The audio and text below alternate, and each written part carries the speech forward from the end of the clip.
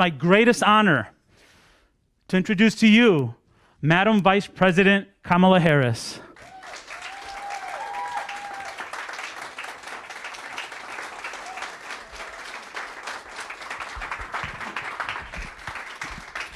Hi, everyone. Sit.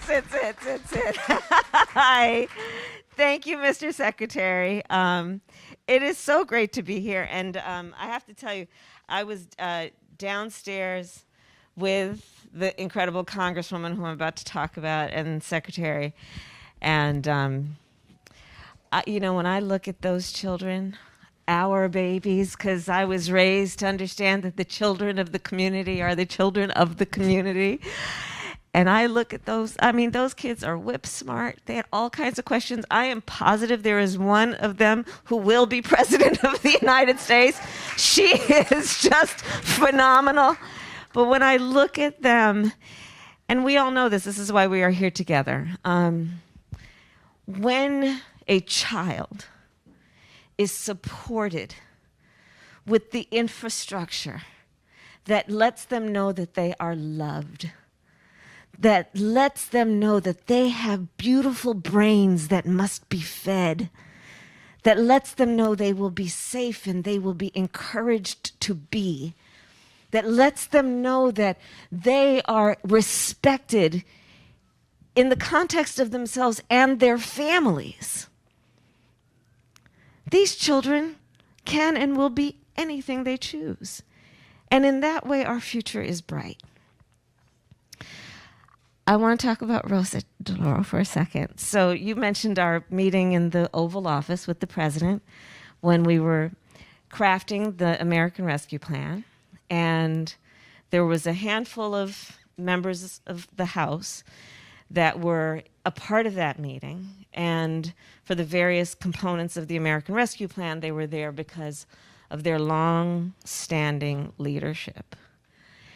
And I think Connecticut knows, and I don't have to tell you, what a jewel you have in Rosa DeLauro.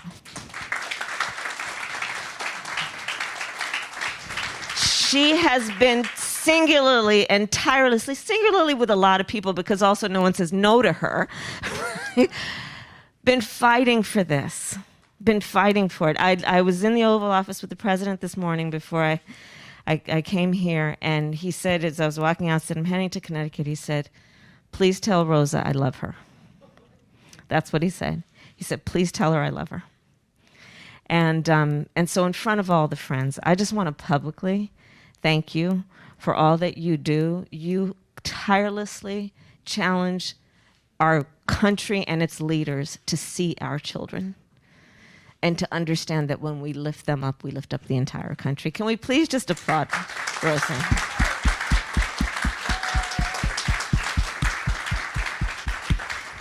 Governor, it's been great to spend the day with you. I want to thank you. The work that is happening here in Connecticut, there's a reason that we're here. We have a big country, right? But so soon after the passage of the American Rescue Plan, and one of them is because of the work that you are doing together with my two buddies, the Senators Blumenthal and Murphy, and what is happening around leadership in Connecticut. Johanna Hayes is extraordinary and a real model for the country of what happens when we see our children, when we see them in the context of their families, and when we invest in them. So thank you to all of you. So I was raised by a mother, my sister and I, and my mother had two goals in her life: to raise her two daughters and end breast cancer. My mother was a breast cancer researcher. She was one of the very few women, much less women of color, in science at that time, but she was passionate about those two things, her children and the work that she was doing in research around breast cancer. And she worked long days, and she worked weekends. And in fact, it's so funny, my aunt sent me a letter that I wrote to her when I must have been about, I don't know, maybe 10 years old. And I was describing to her how mommy would always, when we would leave, make sure you have your lunch, make sure you have your house keys. She worked long days and weekends. But when she was working those long days and weekends, my sister Maya and I would walk 2 houses down to the house of Miss Shelton, Miss Regina Shelton from Louisiana, who actually ran the daycare center that we lived above. And we would go to her house, and that's where we would be, and our mother would come to pick us up when she was finished with her work that day and on the weekends. Miss Shelton was a second mother to us. My mother went on, and now I know this because I've actually talked to Tony Fauci at NIH. My mother would go on to actually make certain discoveries in breast cancer. And every day of her life, she talked about the fact that as it relates to the 2 passions she had in life, raising her 2 daughters and researching with a hope of ending breast cancer, would not have been achievable without Miss Shelton. It's so fundamental. It's so fundamental. It is about our children and all that a society should do, understanding that the children of the community are the children of the community, and in that way we have a collective responsibility. It is fundamental to say we should check ourselves sometimes when we say that we care about education, but we know sometimes not so much about the education of other people's children.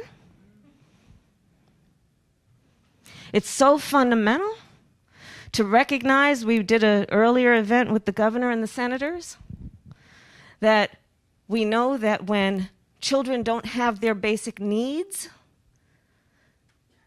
that they cannot perform, and then we have to rush resources, the general knows this, rush resources from every other system to make up for our failure to invest in them at the earliest stages of their life in the first place.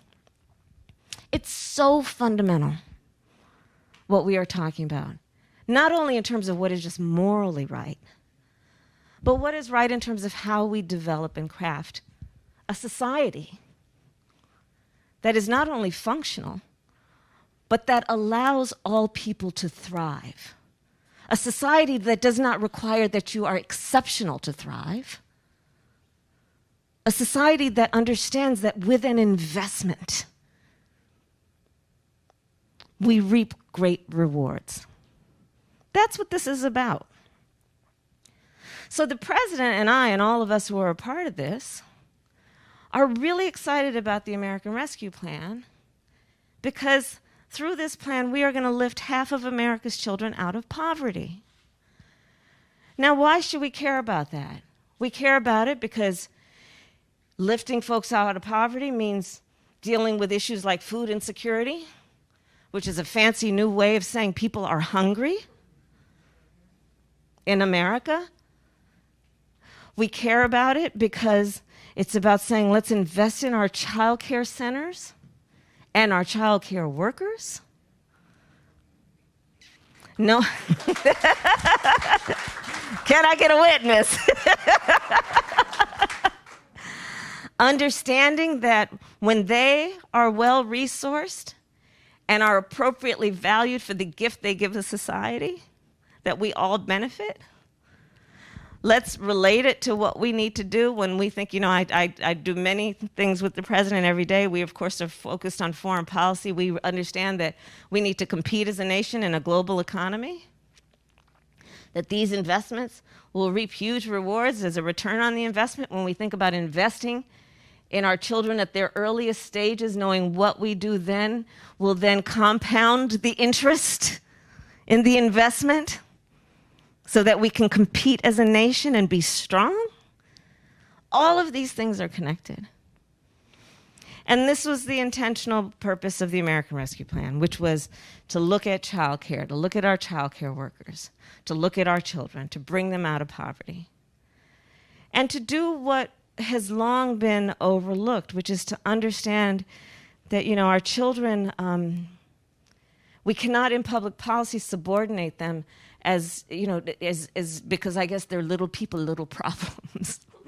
And instead understand, again, if you just want to go to what our friends in the private sector, how they judge themselves, what is the return on the investment? You invest in our children, you're going to get a huge return on the investment. And so that's what we're talking about, and we hope to build on it. But a large part of our success is going to be the success that you have here on the ground. I know there are childcare workers here, there are educators here, there are parents here, there are young leaders here. And the work that you are doing in terms of the implementation of this plan is going to make all the difference. And the other way that we're thinking about it is also pointing out that these things are actually possible when we have the will and the courage to focus on our children, and that there will be support. You know, the president is very proud, you may have seen his press conference the other night, but that there is bipartisan support for this approach, right? That there are certain issues in our country that should not even be bipartisan, but nonpartisan, and one of them should be our children. So we are doing this together. We are all doing this together. And we're doing it also with an understanding that in order to best help the child, let us also not get into that situation that has happened at times on policy affecting children where it can get a bit paternalistic.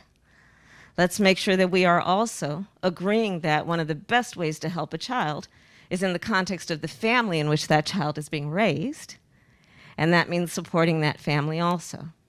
And so that's what we did in terms of the extension of unemployment benefits, what we did in terms of the $1,400 check to help people out in terms of direct payments, so we can get people back up and running.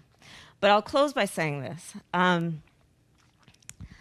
believe in that saying that in every crisis there is an opportunity if we see it for what it is.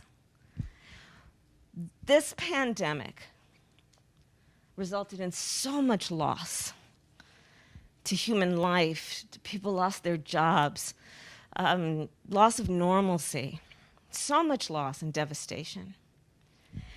And this pandemic was in many ways an accelerator, meaning for whom things were bad before, they got even worse. And it also magnified then the fissures and the failures and the fractures in our system. So you say, Kamala, okay, talk about the opportunity now, right? The opportunity is more people are seeing that, yeah, affordable childcare is a big deal. More parents are seeing the value of educators when they had to bring their kids and saying, we're not paying them nearly enough. We started to talk about things like paid sick leave and paid family leave, because guess what? We're all in this together. So therein lies the moment of opportunity that we all collectively, I know, are going to take full advantage of in terms of saying, you know what, there's consensus. We're all in this together. Everyone can see something that maybe only some of us could see before. So let's get to it. And let's not be incremental. Let's leapfrog over the problems and get into the next phase of all of this. Invest in our child care workers. Invest in our child care centers. Invest in our children. Pull people out of poverty. Agree that it is not okay in the United States of America that children go hungry. This is the opportunity before us right now. The opportunity to address longstanding racial disparities in every one of these systems, be it healthcare, education, the economy. Deal with the fact that over 2 million women left the workforce, in large part because of dual responsibilities, and the need to address those responsibilities. We are at a moment, I believe, that should cause us to have great optimism about what is possible. And we are all a part of it. So, it's Friday. It's the second weekend of spring. I left DC, and I think the cherry blossoms are about to come out soon, and flowers are blooming, and at least we see those little buds. And we have a moment where we can see kind of a spring. So let's go into this with all of the wounds we carry. But let's go into it with a sense of optimism about what we are capable of doing when we do it together. Thank you all.